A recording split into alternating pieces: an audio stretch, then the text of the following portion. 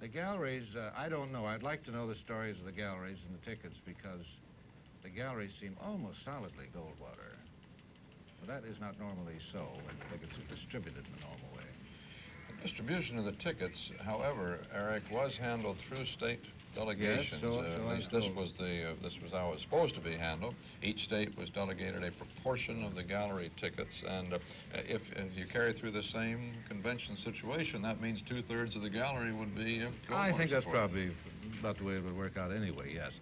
The stories are still coming in on the news wires of the counterfeiting of tickets. Bill Stossman reporting it from outside. But I don't think the implication is that either political side here is engaged in this. It may be just scalpers trying to make a fast buck. Yes, there was somebody out there trying to sell them, I gather. I think so. Speaking now, and one of the seconding speeches for Governor Rockefeller is Glenda Washington of Illinois, a twice defeated Republican candidate for Congress. Indeed, to be heard in a Republican Party, the party of Lincoln. This party was born of the conviction that the federal government had a definite and a decisive role to play in securing the protection of the rights of the individual American. It was to foster federal action to prevent the spread of slavery into new areas that the Republican Party first came into existence. The Emancipation Proclamation, signed by the first Republican president, Abraham Lincoln, has taken its place in history, along with the Magna Carta, the Declaration of Independence, and the U.S. Constitution, as one of the great documents of human liberty. It was the Republican Party that sponsored and enacted the 13th, the 14th, and the 15th Amendments to the Constitution, which clearly expressed the responsibility of the federal government in guaranteeing the freedom and dignity of all Americans. For nearly 100 years, a broad segment of this opposition party, it was the Republican Party that sponsored and enacted the laws making the slaves the freedmen. And for nearly 100 years, a broad segment of the opposition party have not only failed to take action to secure these rights, but have been actively in opposition to them. And it was not until the presidency of Dwight D. Eisenhower in 1957 that the first civil rights legislation was passed. Since that period, immediately after the Civil War. Today, we have a new Civil Rights Act, the Civil Rights Act of 1964, and that was made possible by 80% of the Republican votes in Congress. Now, at long last, after 100 years, the federal government is approaching the position to see to it that there are no first-class rights and no second-class rights, but only the rights of American citizens, regardless of their color and regardless of whether they live in Mississippi or whether they live in Massachusetts. It's up to the Republican Party, the party of Lincoln, to name for the presidency a man who believes in the historic role of the federal government and the Republican Party in assuring equal justice to all. It is up to the Republican Party to name a man who has supported this role in the federal government and in the Civil Rights Act of 1964. It is up to the Republican Party to name a man who has demonstrated by performance in public office his dedication to this most basic of all American precepts. There is such a man. This is a man whose family for 5 generations have been identified with the civil rights and equal opportunity. This is a man under whose leadership the great state of New York has eliminated all legal barriers to equal opportunity for all.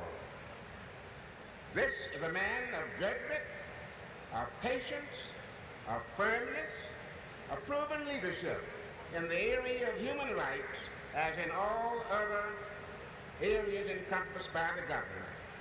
I am proud to second the nomination of a real Republican, a responsible Republican, and a true champion of human rights, Nelson Aldrich Rockefeller. Thank you.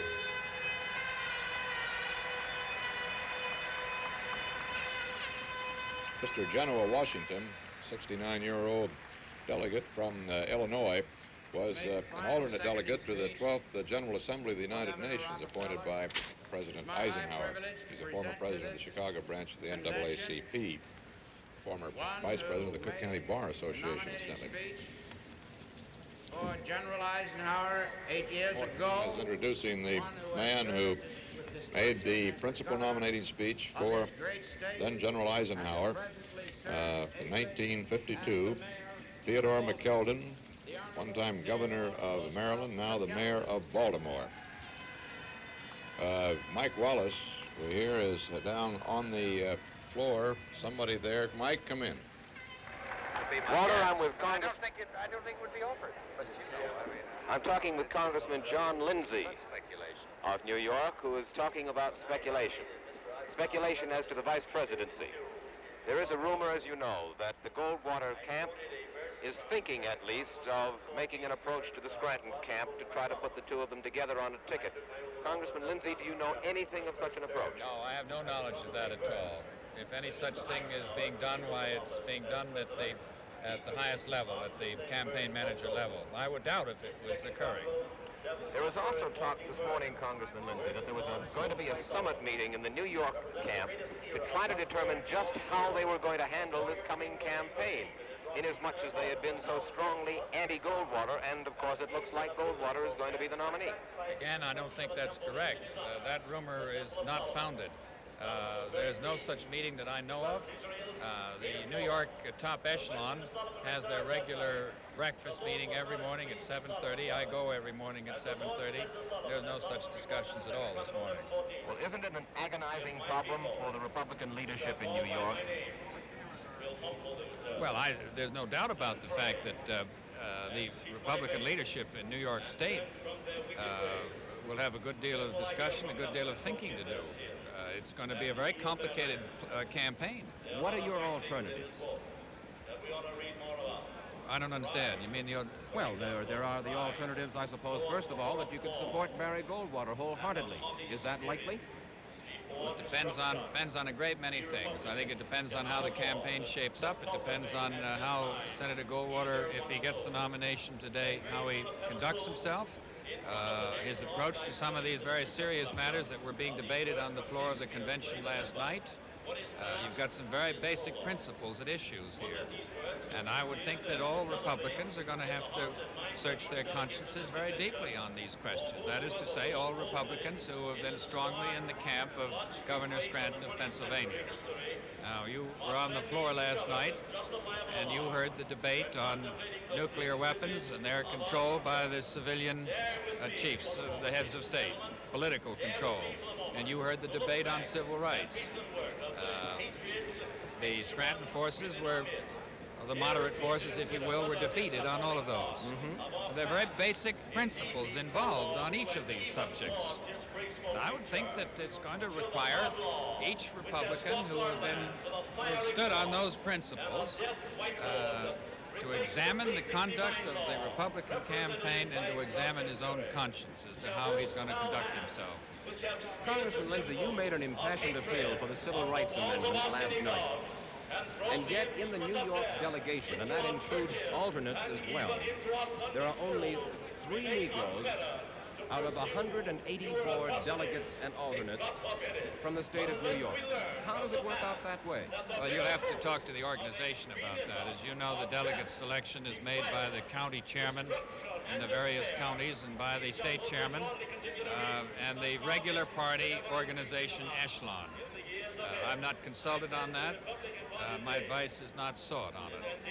And I don't know how the selections are made. I assume it's done by the county chairman themselves. Barry Goldwater this morning called Lyndon Johnson the biggest faker in the United States today, and he dared him to make an issue of civil rights. He's the phoniest individual who ever came along. He opposed civil rights until this year. Whose stand on civil rights do you prefer, Barry Goldwater or Lyndon Johnson? I'll have to examine the record of President Johnson when he was in the Senate on the subject. His early career was spent usually in shooting down most of the strong proposals that came over to the Senate from the House of Representatives. That was true also while he was the majority leader of the Senate. I can recall when I was in the Department of Justice in the Eisenhower administration, our frustrations when the Senate, under the leadership of then Majority Leader Lyndon Johnson, knocked us down on some of the proposals that we'd gotten through the House. Thank you very much, Congressman Lindsay. Now back to you, Walter. Mike Wallace, still there? Yes, Walter. Mike, I know that with John Lindsay's youth, he's not exactly a veteran convention goer. I'm just wondering how he feels the mood of these delegates, the attitude of these delegates. So many of them are non-professionals coming to their first convention. Is their conduct, is it any different than past conventions that he's been to? I'm not sure that I read the whole thing that you just said to me, Walter, and I hate to ask you to go all through it again. It was something about the conduct of the delegates in this and previous conventions. Yeah. Congressman, the conduct of the delegates at this convention as compared to previous conventions, Walter Cronkite asks if you see a considerable difference. Yes, I do. My first convention was in 1940 when I was a page boy for Wilkie. And I've been to 3 of them since. This is I guess the second time I've come as a delegate. And I think the conduct of the galleries, which is packed by the Goldwater forces, and by a substantial number of the delegates, too, which are overwhelmingly Goldwater, it appears, have been discourteous at certain moments. I think the treatment that they accorded Governor Rockefeller when he spoke last night was undignified, was rude, and unnecessary, and I objected to it very strenuously. Mike, they're getting a little of that right now. Theodore McKeldin up there on the platform is lashing out at Birchites and extremism, and maybe we can listen to a little of it. Leadership that forthrightly and without fear or consequences rejects extremism and rejects the support of all extremist groups. It must have leadership of the type implored.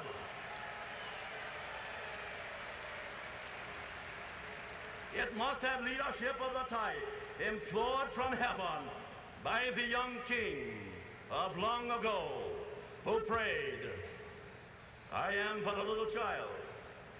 I know not how to go out or come in. And thy servant is in the midst of thy people, which thou hast chosen, a great people that cannot be numbered nor counted for multitude. Give therefore to thy servant an understanding heart to judge thy people, that I may discern between good and bad. For who is able to judge this thy so great a people? If we are truly to represent all the Republicans in whose name we are gathered here, if we are to command the support of the majority of the American people in November, the Republican Party must have leadership. There is such leadership in the Republican Party today. It has been demonstrated in a lifetime of public service at all levels of government. The man of whom I speak has carried the fight for responsible republicanism from one end of this country to the other. He has fearlessly and tirelessly spoken out against extremism and fought radicalism of the left and radicalism of the right in the world, in this nation, and in the Republican Party. He has demonstrated his wisdom in the successful administration of the affairs of a great state. He has demonstrated his energy by a record of accomplishments that would grace a dozen lives. And his great bounty is attested by the needy and the poor of every clime and of every tongue. When he stood here last night, where I now stand, and was not permitted by you to speak. His response to that treatment, in my opinion, was his finest hour. And so, ladies and gentlemen,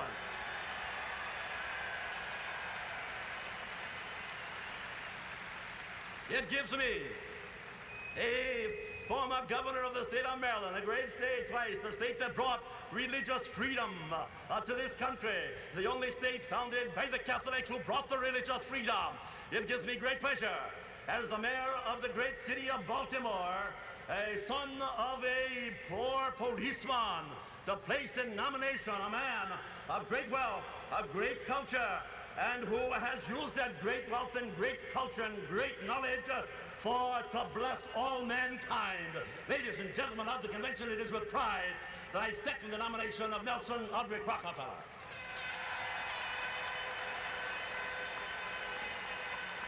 Mayor Theodore McGeldon of Baltimore, former governor of Maryland, man who placed President Eisenhower's name in nomination in 1952, making a rousing speech against extremism and the Birchites.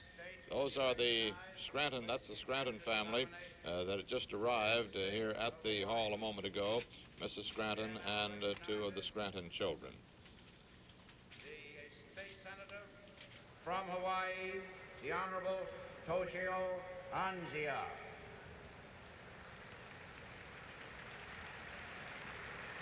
This will be a nominating speech for Senator Hiram Fong of Hawaii. Toshio Anzia Mr. Chairman, of Hawaii. delegates and alternates, fellow Americans. 5 years ago, when Hawaii became a state, the eyes of America and the world turned toward this magnificent showcase of the American way of life.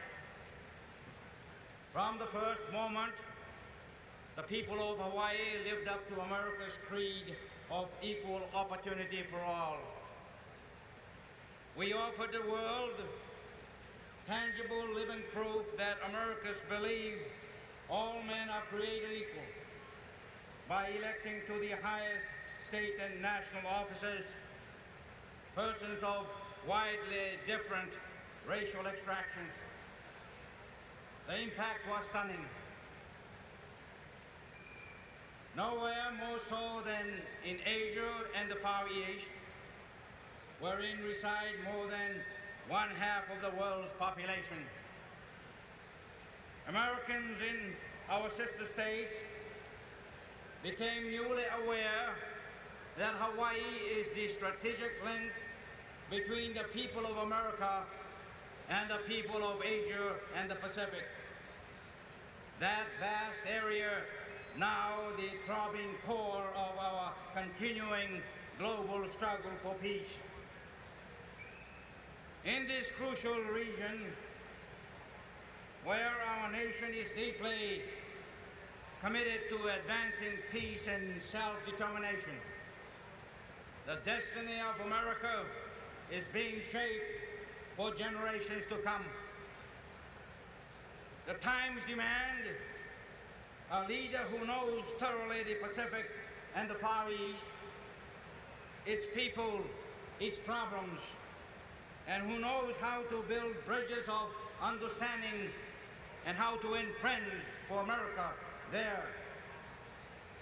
It is, therefore, my great honor and happy privilege today to nominate an outstanding man of the Pacific for President of the United States, a shining symbol of the American success story, born of poor immigrant parents, a young go-getter who worked his way through the University of Hawaii and Harvard Law School, a successful attorney, an enterprising businessman, a farmer, a dedicated father and a devoted husband, and an outstanding civic leader. The first person of Asian ancestry to be elected to the United States Senate. A man who is serving with great distinction as senior senator in Congress from the state of Hawaii. A man who is a dedicated, lifelong Republican, who has demonstrated allegiance to our party by his loyalty to Republican principles and by his effective work for our party in local, state, and national affairs. He is here with us now as chairman of the Hawaii delegation to this convention.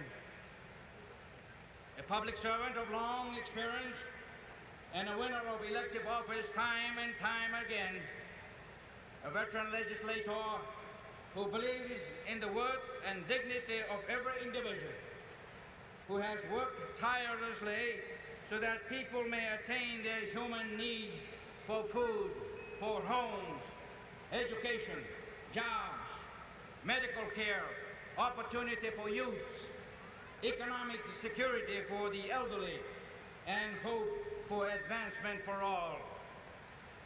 A man whose compassionate concern for his fellow men has made him a champion of human rights and civil liberties for all, regardless of race, color, or national origin. A man who seeks to solve the problems facing our great nation in a manner completely consistent with our Constitution and completely consistent with our traditional humanitarianism. A citizen who has firm and unshakable faith that our nation will continue to bring a better life for our people with liberty and justice for all.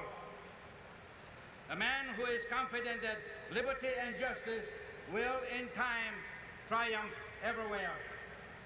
A public official who believes peace will one day reign on earth for all mankind.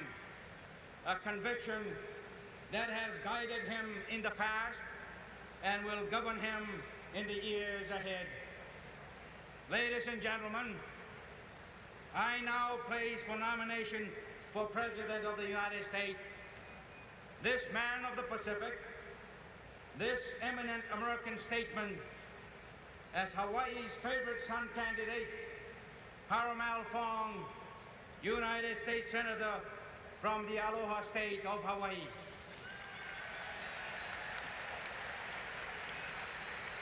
Mr. Angia is a Hawaiian state senator from the island of Maui in the Hawaiian Islands. This is his first convention. He's of Japanese ancestry. Senator Fong is of Chinese ancestry. CBS News coverage of the 1964 Republican Presidential Convention will continue in a moment.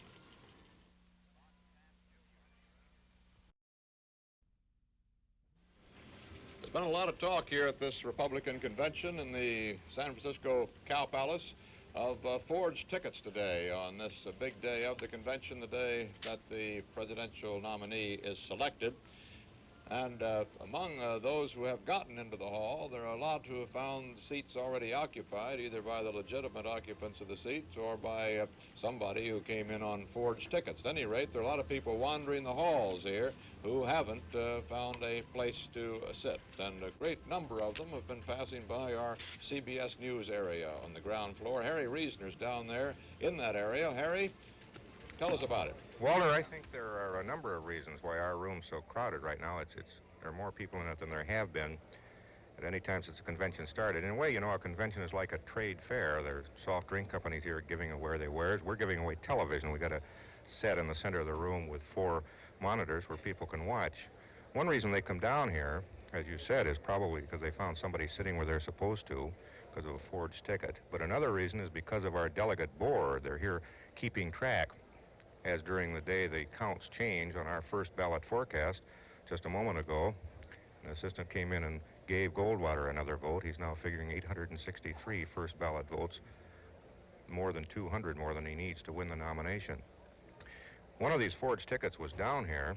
I took a look at it. They're checking them because the ink smears on a forged ticket. I don't suppose you can see that it smears, but it does. But actually, we made a survey of the people in this room, and I'd hate to think that anyone with a forged ticket would then go to a CBS reception room. I think they're over in some other network. Most of these people are legitimate delegates, or for one reason or another could get on the floor if they wanted to. They give me a variety of reasons why they're in here. One gentleman said that our rug was considerably softer than NBC's, and he didn't think we'd pull it out from under him. But most of them say it's because they get a better idea of the coverage here watching television. It's like the people in Grand Central watching the astronauts when you were doing those broadcasts, except that here that the event that they're watching is just about 100 feet away across the hall, and they can still see it better in here. It's natural enough with all our cameras, but in a way, Walter, I think it's kind of sad. I haven't had exactly the same feeling since I once found myself in Singapore during the Malayan War, sitting in a movie theater, watching Claudette Colbert in a movie called Outpost in Malaya. Now, from this outpost at the Cow Palace, we'll go back to you. All right, Harry. Miss Emma Smith, an American of Hawaiian ancestry, comes from Kikau on the island of Kauai, where she works for a sugar company and heads her island's Republican Women's Organization. She's at her first convention, and lo and behold, she finds herself at the speaker's stand, seconding the nomination of a fellow Hawaiian, Senator Hiram Fong, who only yesterday decided that his name could be placed in nomination here as an example of the opportunities for those of Asian extraction in these United States. Let's listen for a moment. Distinction in the United States Senate. The first American of Asian ancestry to be elected to our Senate. His name and fame as a symbol of American fair play in the land of opportunity have spread far and wide throughout the Pacific region and the Asian continent. A vast part of the world where our nation has much at stake in the cause of freedom for all men. My friends, in paying tribute to Senator Fong today, we honor a man with an impressive record of contributions to his state and country. One with a lifelong devotion to republicanism and a notable success in government, business, and civic affairs.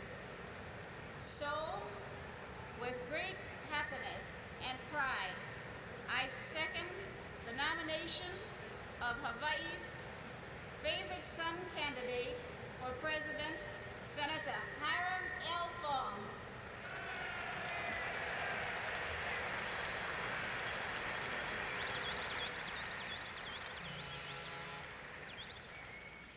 That's Senator Fong at his Hawaiian delegation. And he is the Honorable John E. Longworth, a delegate from Alaska, a member of the House of Representatives of the state of Alaska. Representative Longworth. Just heard Chairman Morton call on John E. Longworth, representative from Alaska, who is also going to second Fong's nomination. We just had a word from CBS News correspondent Hughes Rudd, who talked with Winthrop Rockefeller, brother of Nelson Rockefeller and candidate for the governorship in Arkansas, who quotes Winthrop Rockefeller as saying that he had his name withdrawn as a possible candidate to be brought before this convention because he doesn't think he ought to get his name confused in the minds of Arkansans with his brother Nelson Rockefeller, since the Arkansas delegation is solidly for Senator Goldwater. He doesn't want that confusion in his own race as he tries to get to the governorship in Little Rock. CBS News coverage of the 1964 Republican Presidential Convention will continue in a moment.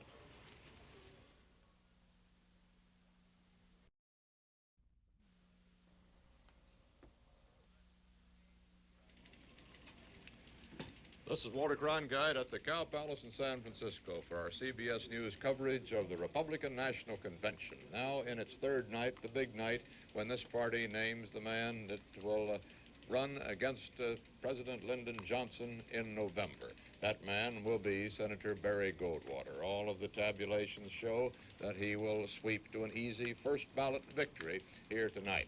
His name was placed in nomination first several hours ago. We have since had the name of Governor Nelson Rockefeller of New York and Senator Hiram Fong of Hawaii placed in nomination, and now Senator Aiken of Vermont, wearing a rose in his lapel, the trademark of his candidate, Senator Margaret Chase Smith of Maine. He's placing her name in nomination. Murray Frompson is down on the floor with Mrs. William Scranton. Murray? Right, Walter. Mary Scranton arrived here in the box about 15 minutes ago, and she's here with her family, Susan Scranton, her daughter, and little Pete, 10-year-old, and Bill Jr., who's going on 18.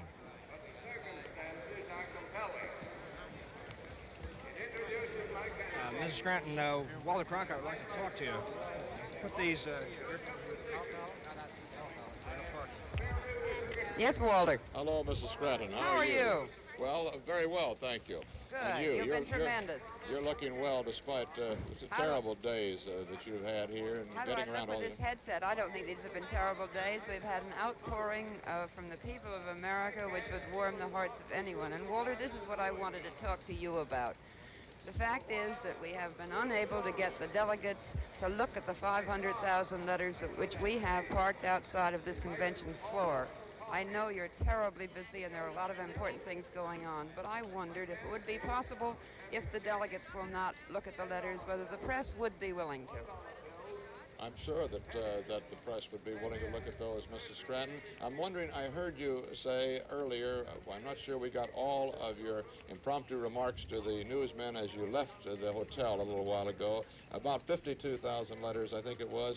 35. 35,000 from Illinois. Yes, sir. Do you have any other cases where the chairman of state delegations refused to deliver the letters to their delegation? In that case, it was not the chairman, and in the case of Mr. Percy, which I referred to before, it was just the promise he made to me when I said, well, that he thought the delegates could see them, and I said, well, now how will we ever get them in? You know they won't allow them in. He said, I think they should, and I will see to it.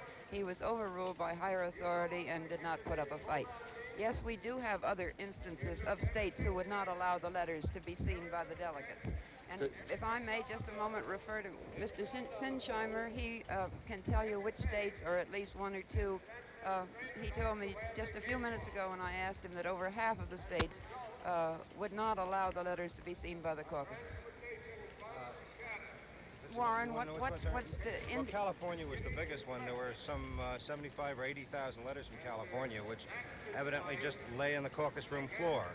And there were quite a few other states. I haven't got a list with me, but it was quite discouraging. We brought all the letters here. They're in a truck in the parking lot. Anybody wants to see them, they can see them. And I might say that they shouldn't only look at them, because these are not letters from people. Walter, these are letters from hearts of people, and if you just read a few, you too would be as shaken as Chuck Percy was when he read them in our room. What do you think is next, Mrs. Scranton, for, not for your husband? We can assume he goes back to Harrisburg and does the job he's been doing for the state of Pennsylvania. Walter, I don't assume that at all. I expect to see him in 1600 Pennsylvania Avenue come next January. Well, there's nothing like faith, and it shows in your face, Mrs. Scranton. Sir, faith has moved mountains, and I am a woman of faith. Thank you very much, Mrs. Scranton. Look forward to seeing you personally soon. Thank you, Walter. Right. Senator Aiken is making the nominating speech for Margaret Chase Smith. Now, let's listen.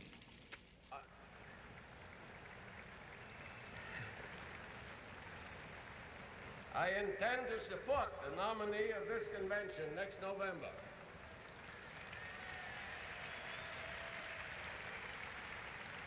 Now, what do we have a president for? Certainly not to do just those things which you and I as individuals would like to have done. Certainly not to run this country exactly as he or she would like to run it. If that is the way we feel, we should promptly scrap our Constitution and become a monarchy.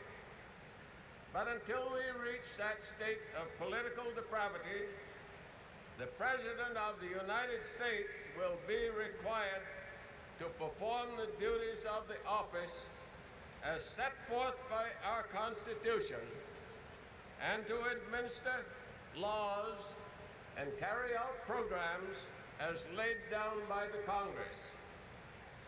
In carrying out programs and administering laws as determined by the Congress, the President will necessarily use the great powers which originally were vested in the Congress, but which have long since been delegated to the executive branch.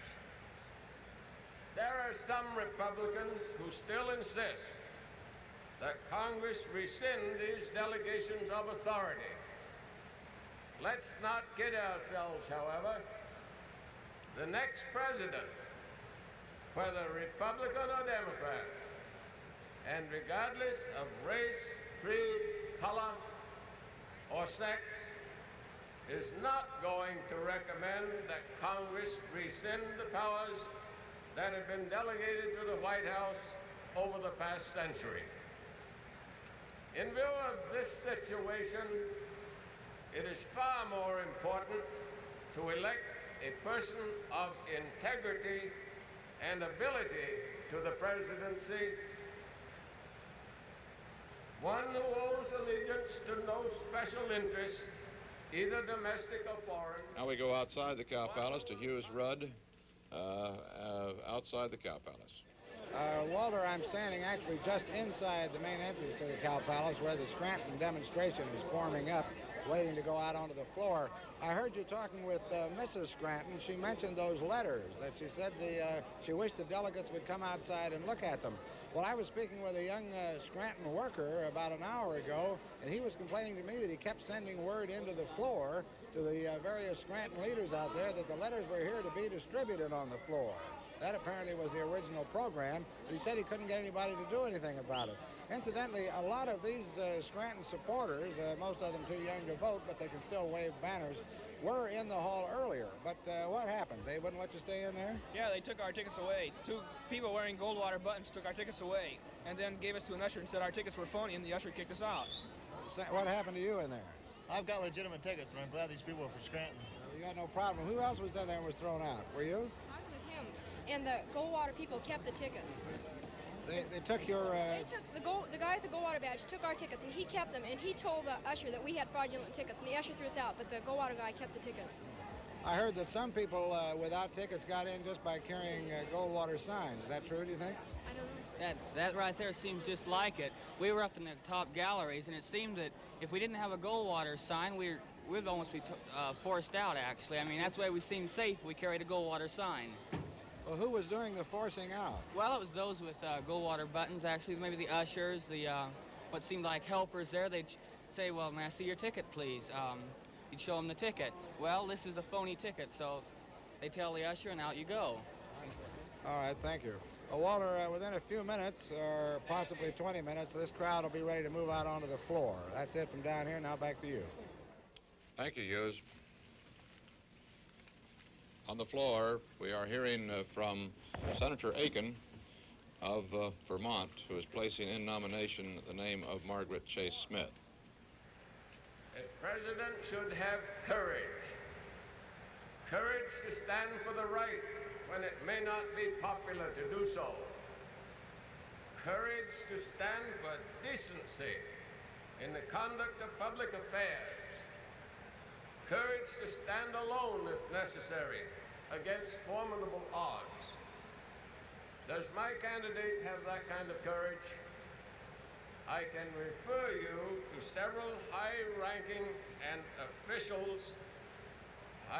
officers and officials of the United States Armed Forces who have learned from experience that she is ably qualified in this respect. As a sincere testimonial to her courage, the Reserve Officers Association has recently designated her as Minuteman of the Year, the first time that this great honor has ever been conferred upon a person of her sex. Fifth, a president should have common sense. My candidate stands par excellence in this respect. Time and again, I have seen her keep her head when all about her were losing theirs and blaming it on everyone but themselves. She wants to get things done that ought to be done, and she wants them done right. She does not panic.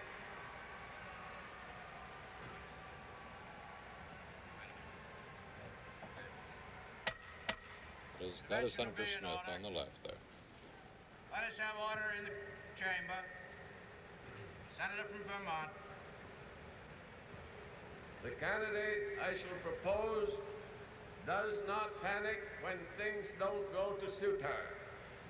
She just keeps on headed for her goal, which at this moment is the Republican nomination for the presidency. We need a candidate who does not panic in a crisis, not even a campaign crisis.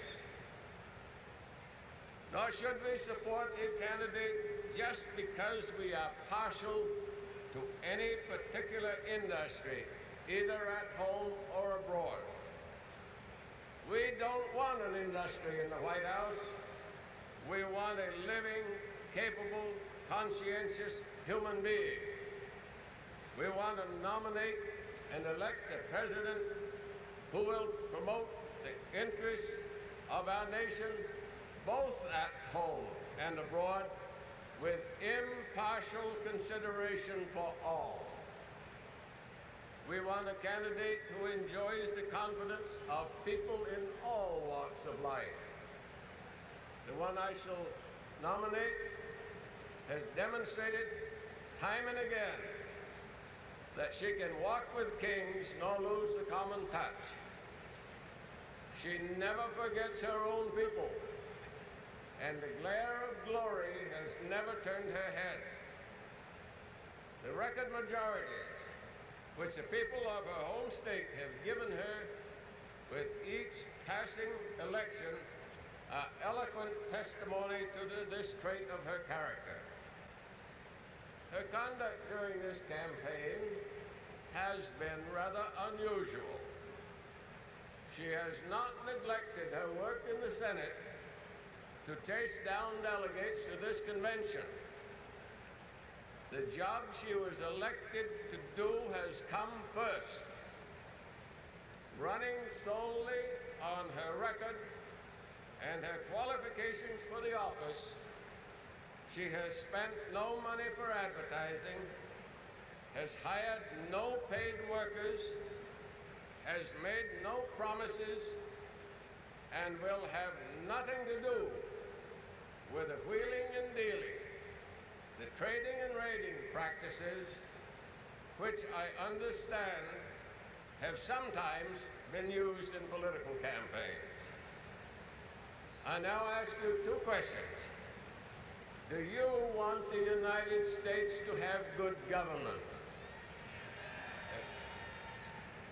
If you do, then vote for the candidate best qualified to give good government.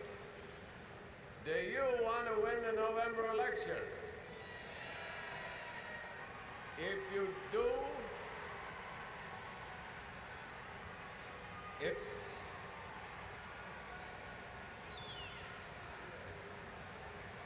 apparently we have another demonstration being organized in the back. I've been interested in watching them through the progress of the day, and I've come to the conclusion through, and I make the prediction that tomorrow morning, the man in the White House will announce another upsurge in the American economy and probably try to take credit for it. But getting back,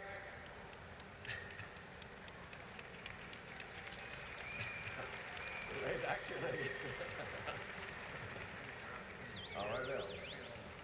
I ask the last question again. Do you want to win the November elections? If you do, then vote for the candidate who enjoys the confidence and respect of all people and who can get the votes necessary to win.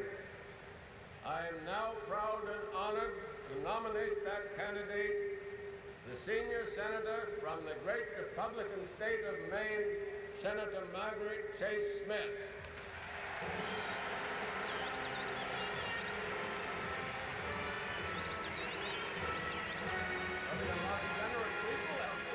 This is unusual for an announced candidate for the presidential nomination to be in the hall when the demonstration takes place, the nomination is made, as it is to have a woman placed in nomination and for the top spot by a major party. This has not.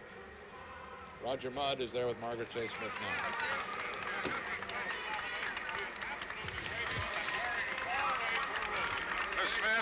Miss Smith, are you going to withdraw your name? Indeed, I have. I've had a hard time to convince some of these people. My candidacy for presidency has been very serious. I'm very happy with that nomination. Senator, what have you accomplished by this campaign? Oh, I think I will have accomplished a great deal. I think I will have made quite a great contribution. Mrs. Smith, are you going to have your name withdrawn? Will you go before the convention? All in red instead of customary just red rose. That's right. I thought to cheer things up a little bit if they would move it. Thank you very much, Senator. Miss Smith, will you have your name withdrawn, a formal withdrawal, or just what will you do after? I have no plans to. You're going to stick it out through the... Senator, will you support the nominee if you're not nominated? Margaret? Miss Smith? Wait, Margaret, again, please. Senator Smith. One more time. Senator?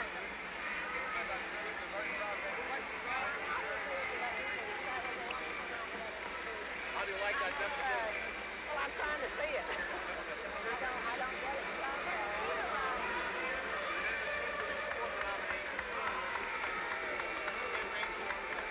Well, I have to campaign my own state first because I had 8 weeks to put in up there, and it depends on when the session. I would expect to be out on it. Mrs. Smith, what kind of a campaign do you expect to make? In Maine, Yeah. we have a campaign between the congressman and the senator for the Senate seat. Not I. I'm in the writing 66. Miss... You expect the Senate to vote for it? Maine's quite a Republican state. You have no doubt about it. No, I never count on anything till I count the votes. Till I get the votes counted. Senator, it's a moment of history. The first woman placed seriously by a major party in nomination. Are you very moved by this moment? I'm tremendously moved by that nominating state. That's one of the greatest tributes that's ever come to me. If you are not nominated, will you support the nominee of the party? I shall support the nominee that comes out of the convention. What about the vice presidency, Miss Smith? Mrs. Smith, about the vice presidency. Do you have some personal choice in that? Who would you like to see as a nominee? I haven't thought about it. Mrs. Smith, you realize that you're bringing Margaret Chase Smith standing in her box overlooking the convention floor wearing the traditional rose in her lapel that she wears every day to the floor of the Senate. All right, Walter. Mrs. Smith, who has said all along that she is a serious candidate for the presidency of the United States, although she spent only some $335, I believe she said, on her campaign and made virtually no campaign trips, not even in the sister state of New Hampshire, now has been placed in nomination here. If she is the first person of her sex to ever be mentioned as a presidential candidate from the rostrum and to find this sort of a demonstration going for in a political convention. Only 2 women in our history have ever run for the presidency, and they were both on small minor party tickets way back in the late 19th century in 1872 and 1884. Red-haired Mrs. Woodhull, a self-styled free lover, and ran on a free lover ticket, and whatever that is, and Belva Anna Lockwood, a distinguished Washington attorney, ran. These were in the days when women were still trying to get the vote, and that was the main purpose of both of their campaigns. Mrs. Smith, it is thought, has been campaigning primarily to inject women into consideration for top spots on the ticket.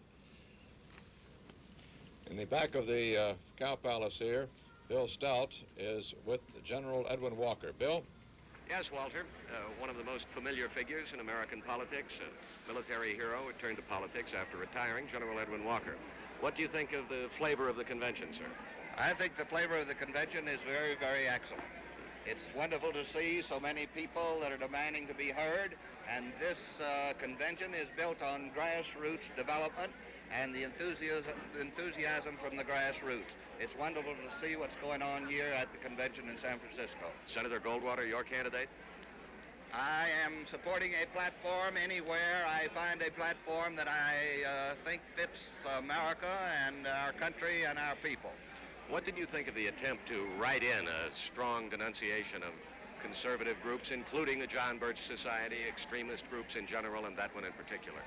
Well, I think this is a last gasp effort, and has no point at all. It shows that they're hurting, and we're going to every extreme to find something to write in the platform. It's a very wonderful platform. You like it the way it is? I like it the way it is without the changes, and I'm glad they were all voted down, and particularly the one with respect to nuclear weapons, as well as the civil rights.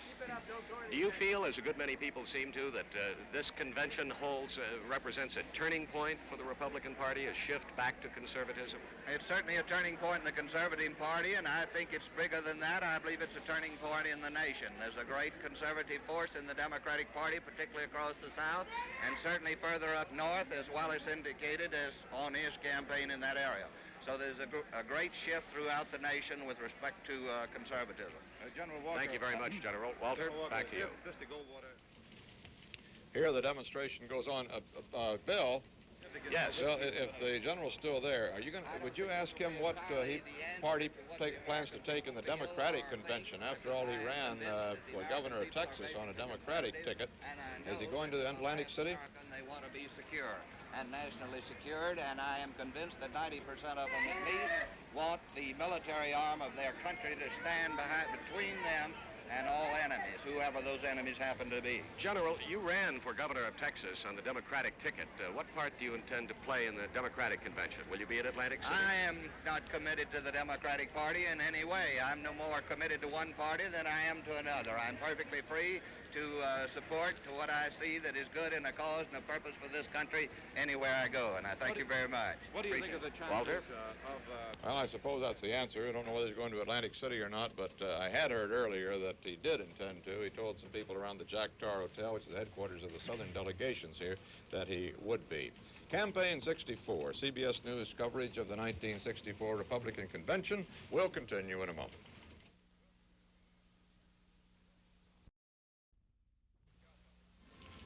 At the Cow Palace in San Francisco, the Republican National Convention, which tonight will name its candidate to run in the presidential election of 1964. Right now, down on the floor, they are demonstrating for Senator Margaret Chase Smith of Maine, whose name was placed before the convention by Senator Aiken of Vermont. There's been a great deal of discussion around the halls of this Cow Palace today and in the hotel rooms downstairs as to who Senator Barry Goldwater, once his nomination has been made official here tonight, will select as his vice presidential candidate. I've just been handed a note from our special reporter, Dick Harwood, who says that the Kentucky delegation is trying to work up a demonstration tomorrow to boost the candidacy of Thruston Morton, their senator from Kentucky, who is the chairman, permanent chairman of this convention, and has been one of those mentioned. Also mentioned, of course, is William P. Miller, the congressman from New York, who is the national chairman of the Republican Party, and Walter Judd, the former congressman from Minnesota, as well as other names tossed into a hat. There's been some talk today that they would attempt to unify this party with an offer to William Scranton to run for the vice presidency, but Mrs. Scranton, you heard on our air just a short while ago, said he flatly would not do that. Eric, what do you think the major consideration is going to be? Do you have any idea of how the Goldwater people are going to feel about this vice presidential? No, I don't really know. I don't. It's probably going to be somebody not too well known, and Mr. Miller is not very well known, even in New York State, though he's been chairman of the National Committee for some time. I was just thinking, Walter, a moment ago about part that women are playing in this convention. I don't recall one in which they've played such a forceful part. Here is Senator Smith actually in nomination with a considerable demonstration going for her. And Mrs. Scranton, who is fighting this cause of her husband's right down to the line, not giving up even now, with her teeth in this thing. She's not letting go. Can you recall anything quite like that, where a wife of a candidate has fought the thing so hard and so outspokenly? Almost the exact opposite. We've seen the retiring wives of the candidates in recent years. Mrs. Eisenhower took absolutely no part. Les Truman took absolutely Mrs. no Dewey part. took very little part, just went along. Pat Nixon, I suppose, has been the most active wife of a candidate in recent years, wouldn't you say? Yes, but nothing quite like this. Mrs. No. Scranton down here carrying on the campaign, using every device, getting to you, getting the television audience, talking about those letters, going right on to the very last barrier here. This is rather remarkable. It's a remarkable woman, it seems to me. Incidentally, we're working on trying to get a picture of that truckload of letters that Mrs. Scranton suggests we might like to take a look at, and we would. They say they're somewhere around this hall. We're going to try to get a look at them a little bit later on. You know, the number of women here, I had the figure here for 2 days, and now that you bring it up right at this critical moment, I don't have it in front of me, but the number of women at this convention as delegates and alternates, I believe, is actually less than it has been in the last 2 Republican conventions, not by far. It's been about the same number, roughly 600 or 700 among the 2,600 this year. Well, of course, the important change here is not only the viewpoint of these delegates, the very conservative nature of them, but also it seems this party is narrowing its base in racial and religious terms. You've had the gentleman from Hawaii, and he talked about the racial mixture of this country, but actually there's less and less of that. No Negroes from the South, for example, for the first time in many, many years. And not very many of other ethnic groups either. Eric, you know, this is going to be a very, very long night, I'm afraid, at the Cow Palace. Last night we ran for 9 hours. I think that session, or at least we were on the air a total of 9 hours. It's now, that crazy clock that shows the time all around the world. I'm never sure which it is. It's a couple of minutes of 7 Pacific Daylight Time.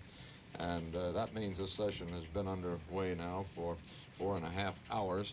We're advised from the platform by Bill Small down there that it looks like it'll be sometime after 9 o'clock Pacific time before we get to a roll call vote. That's better than 2 hours away from now, and I think that sounds a little bit optimistic. We've just nominated half, or placed in nomination half of those who are going to be brought before the convention tonight. The next one to be nominated will be Governor Scranton. Whether they're the seconding nominations for Senator Smith, we haven't heard yet. Waiting to hear. Demonstrations outside are going on. I'm bemused by the thought of the Negro demonstrators demanding freedom. We can understand what they're talking about, but what are the young Americans for freedom? What kind of freedom are they denied? Do they tell you? No, we might ask Bill Stout if he's gotten any word from them as to exactly what their demands are, what kind of freedom they're after, and what they feel they haven't gotten. Bill, are you out there? Okay, fine. We've got Mike Embry back. Well, apparently Bill isn't tuned into our channel right at the moment. We'll get back to him very shortly. I just had word from Bill Small that the latest estimate now is not 9 o'clock Pacific Daylight Time for that roll call, but 11 o'clock Pacific Daylight Time, 4 hours from now. That sounds like a long time away. I don't know why it would take that long, but that's an estimate. We're going to pause right now, Eric, for station identification. This is the CBS Television Network.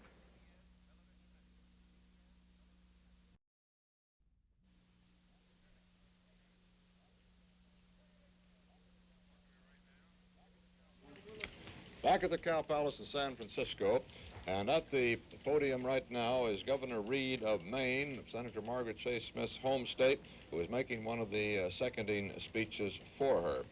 Let's recount what we were saying just before that station break about how this timetable is working out in San Francisco, and recount a little bit of what has happened here today. This convention began 4.5 hours ago, and 4 hours ago it got down to the business of hearing names for the nomination for the presidency. The first one out of the box was that of Senator Barry Goldwater. We had a half-hour demonstration, a boisterous one for Senator Goldwater, and then moved on to the other nominations of some of the other people being placed before the convention. Senator Fong of Hawaii was the last one, and before that, Governor Nelson Rockefeller of the state of New York. And just now, Senator Margaret Chase Smith of Maine. That gets us halfway through the list to be placed before the convention, and it's taken 4 hours to do that job. So there's an estimate from the podium based on some rather simple arithmetic that it's going to take 4 hours to get through the remaining 4. Our estimate is it won't take quite that long, but almost. The next name to come up after this, the seconding speeches for Senator Smith, will be that of the only other serious contender for the presidency, Governor William Scranton of Pennsylvania. After that, the name of Governor Romney of Michigan and of Walter Judd of Minnesota and Ambassador Lodge will be placed before the convention. All of those will require seconding speeches and demonstrations, except perhaps that of Lodge. He has said that he wants his name withdrawn. He'll let it be placed and cannot prevent it from being placed before the convention, but immediately thereafter, a message from Ambassador Lodge will be read to the convention by Chairman Morton, and that will cut off seconding speeches, and they'll move on to the balloting for the presidential nomination. Balloting, which is considered 100% certain to go for Senator Barry Goldwater. Although, as you heard Mrs. Mary Scranton tell us from her box here at the convention just a short while ago, she still has faith that moves mountains, and she hopes, she said, that it's going to move this convention. The time is running out. Another 3 or 4 hours, fate will have been cast here, and the name of the nominee will be known.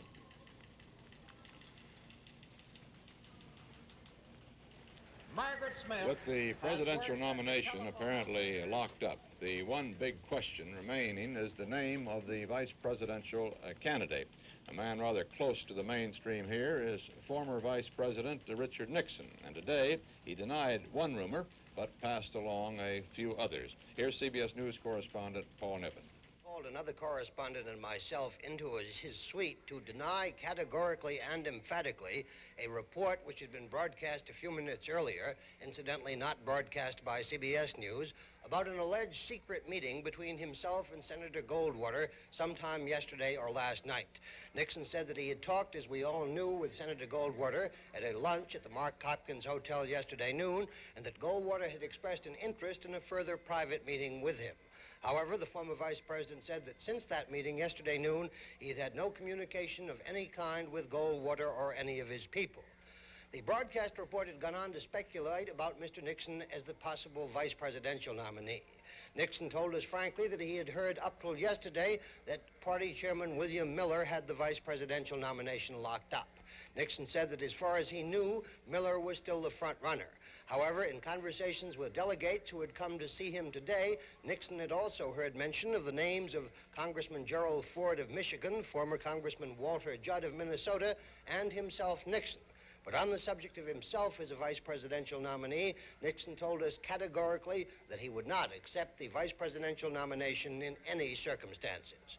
This is Paul Niven at the St. Francis Hotel. Stan Levy is with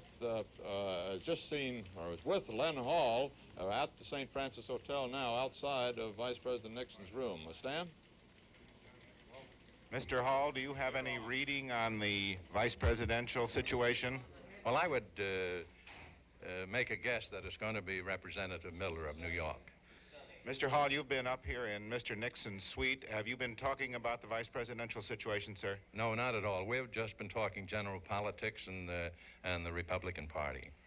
Have you heard anything about a meeting between Mr. Nixon and Mr. Goldwater to talk this situation over at all, sir? If there is such a meeting, I know nothing about it. And in fact, nothing like that came up while we were in there. What's your feeling about the Republican Party this fall, Mr. Hall? You're an old pro in this business. How do you analyze it at this point? Well, I think the power, the center of gravity of the Republican Party more or less has shifted a little bit west this time. The Republican Party in the East has dominated many conventions, and always those in the West and Midwest and South have come along in good spirit and supported the candidate.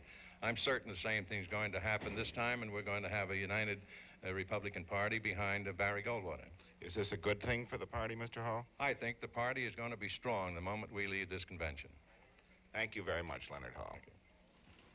Leonard Hall is one of the powers of the Republican Party, a former chairman of the party, and a consultant among all of the kingmakers of the party whenever he has been.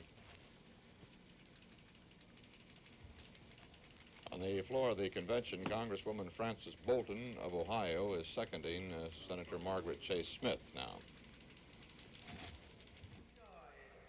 That I stand here, one of those to second the nomination of Margaret Chase Smith of Maine for the presidency of the United States.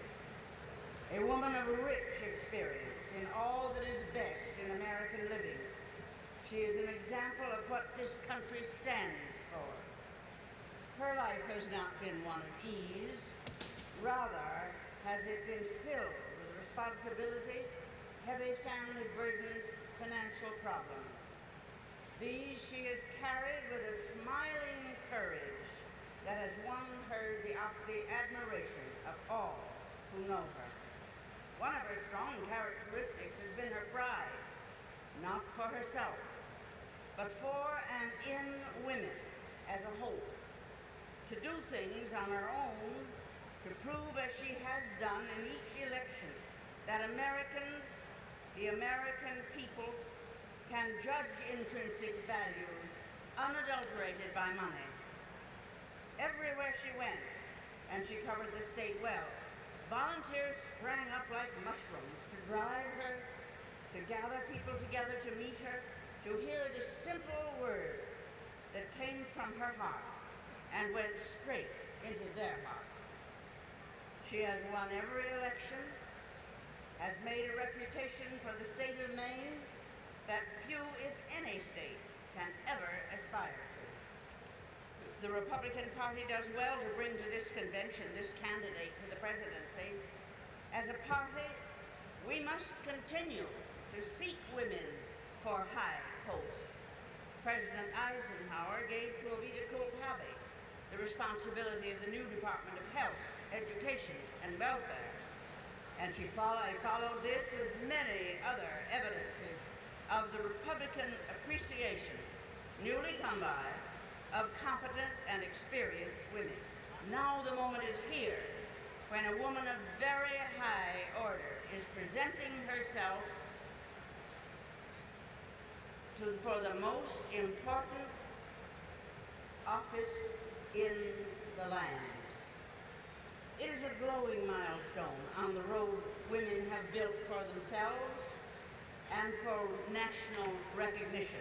Only the candidacy for the presidency, the top position in the hands of the people, could demonstrate to the world the tremendous contribution this exquisitely feminine, politically experienced woman from Maine is making towards the day when men and women everywhere will have learned that not until women carry their share of the responsibility will there be peace and goodwill on the earth. Margaret and I took our husbands' places in the House of Representatives in 1940. For 9 years, we worked closely together, learning to respect each other deep down in the inner reaches of friendship. Then she became Senator Smith, and now is in her third term, the only woman to have served in both houses of Congress. On the House Committee on Naval Affairs and on the House Armed Services Committee, she drew presidential commendation. In the Senate, she has served with exceptional capacity on the committees on appropriation, armed services, space, government operations, rules, District of Columbia and the Republican Policy Committee. A lieutenant colonel in the Air Force Reserve. She is acknowledged a champion of reserve legislation in the Congress. Before her marriage, she was a teacher, a telephone operator, newspaper, and woolen company executive, and was a nationally syndicated columnist for more than 5 years. Just try that and see what that means by way of work. Let me tell you about her voting record. She holds the all-time roll call voting record in the entire history of the United States. 1,798 consecutive votes without a miss. In 1948, her election to the Senate was by the highest percentage of a majority and the greatest total vote majority in the history of Maine.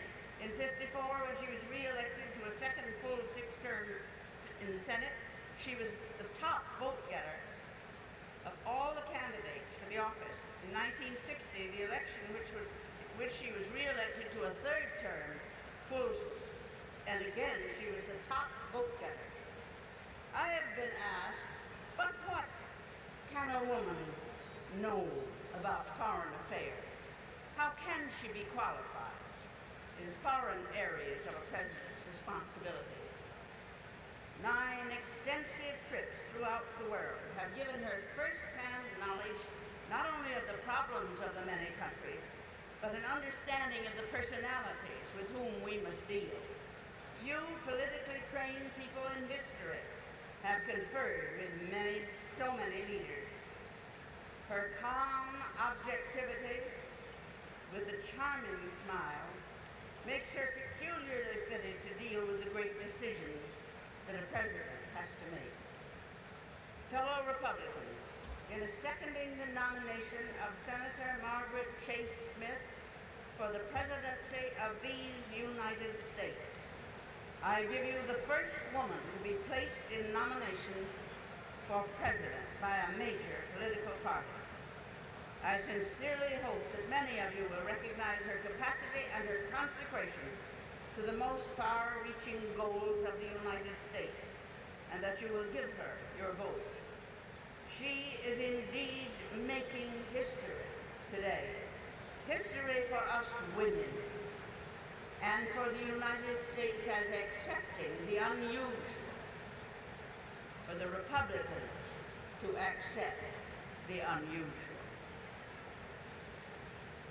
We are making history also today, friends, and I am asking that the infinite be with us in this as in all our deliberations.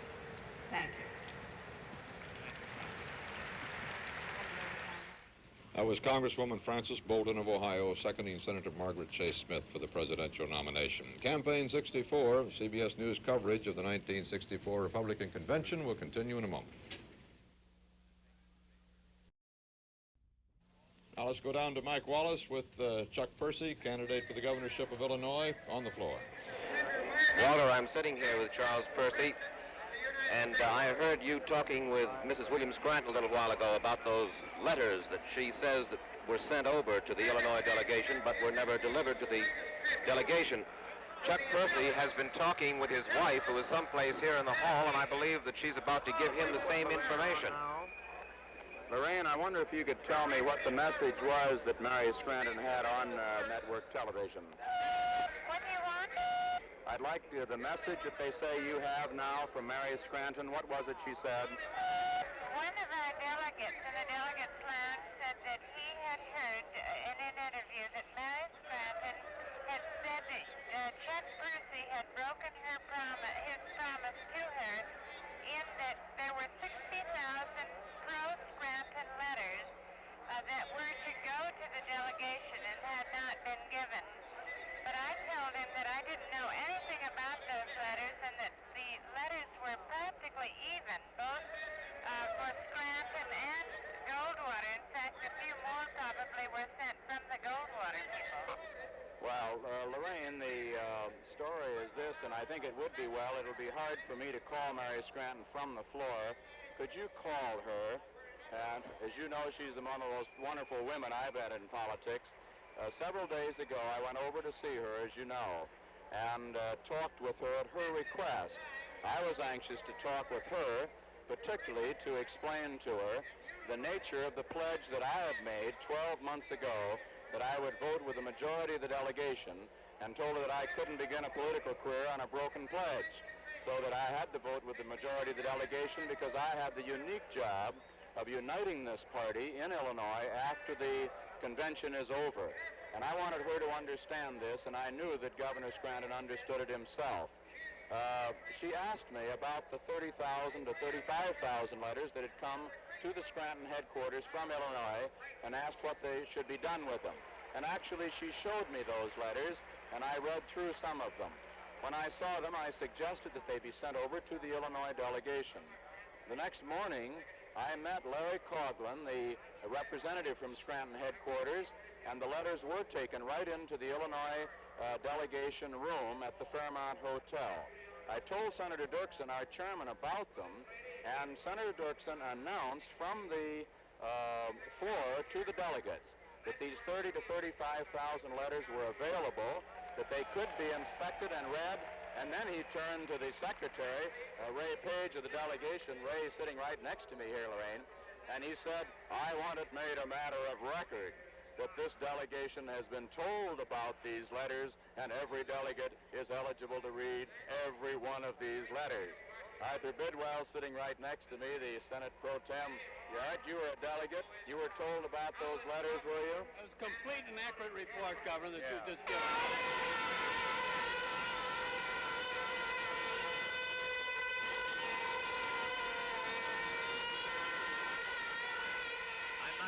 That isn't a criticism of what you just had to say.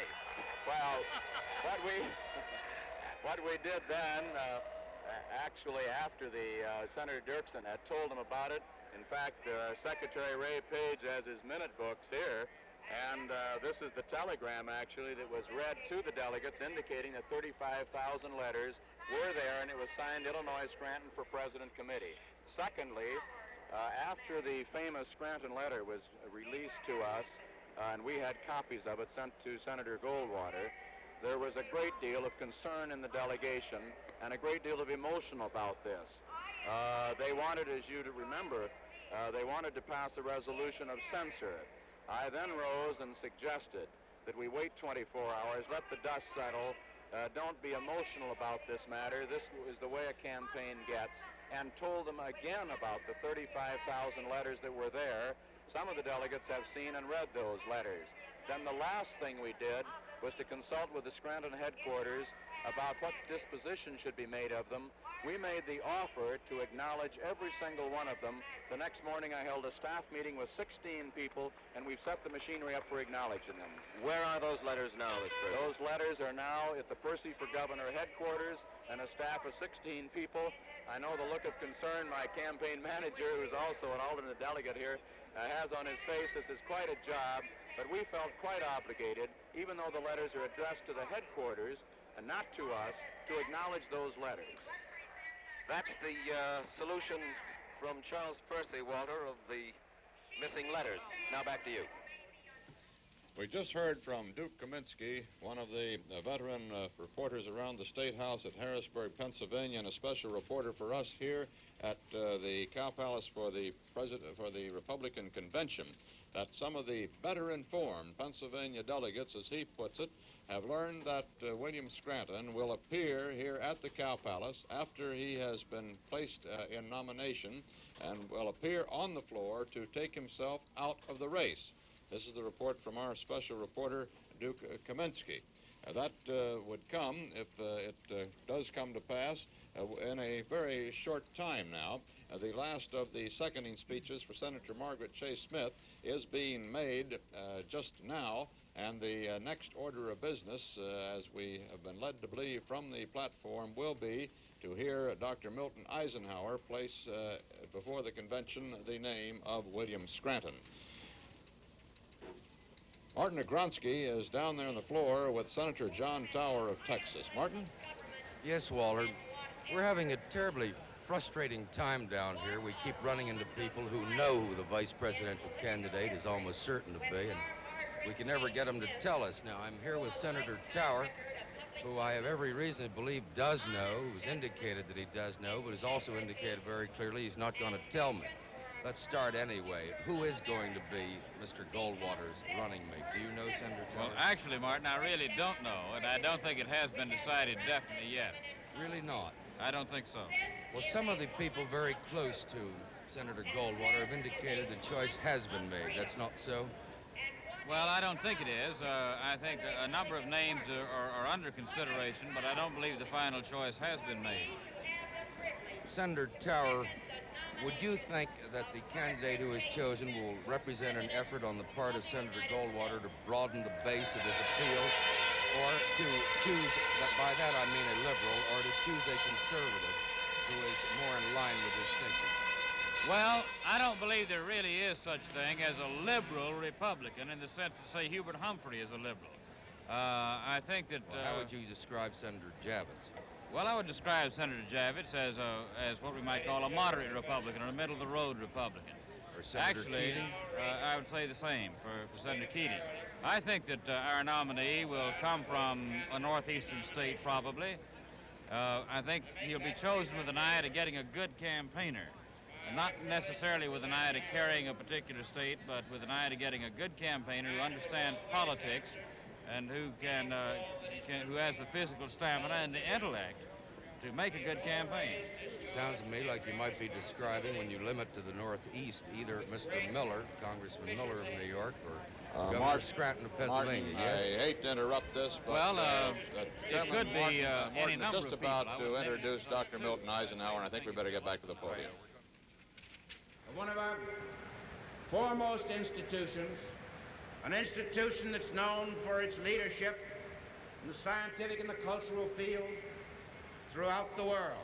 Incidentally, we just heard from Craig Truax, the state chairman from Pennsylvania, very close to Governor Scranton, that he says there is nothing to that story that Governor Scranton will come to Cow Palace to withdraw his name after the nomination.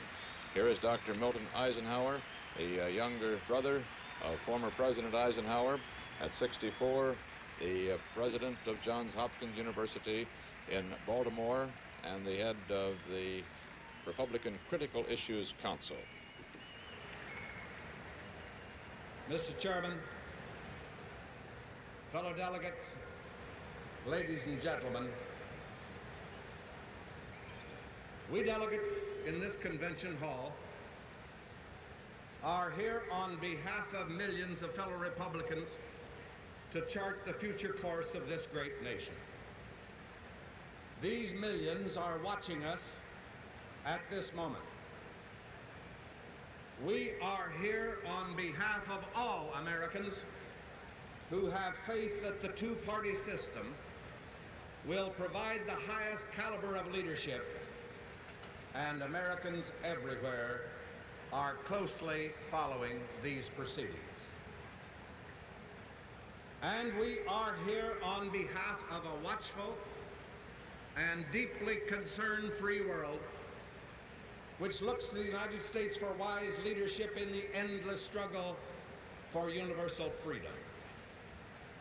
Every government in the world, friend and foe alike, is monitoring our actions with mixed feelings of apprehension and hope. If we now fail to nominate the right man, we fail not only our party, but our nation and all the free world.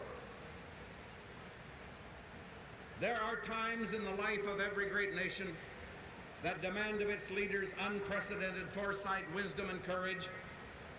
This is such a time, and it must not find us wanting. On every farm and every hamlet and city, Americans are praying for a leader of steadfastness and strength to guide them through these perilous days. They are gravely concerned, and they have reason to be. The free world is in danger.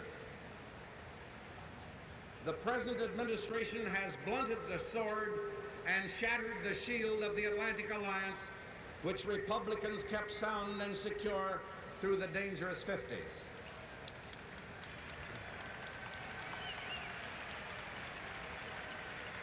This administration has imperiled the wall of freedom built by Republican leadership and has allowed a wall of shame to be built in Berlin. It looks upon Cuba, the cancer in our hemisphere, as a mere nuisance. And in Southeast Asia, it is engaged in a ceaseless struggle of no victory. Domestically, this administration is hypnotized by depression economics. The spending spree in Washington knows no restraint except in the use of electricity in the White House, where much more light is needed.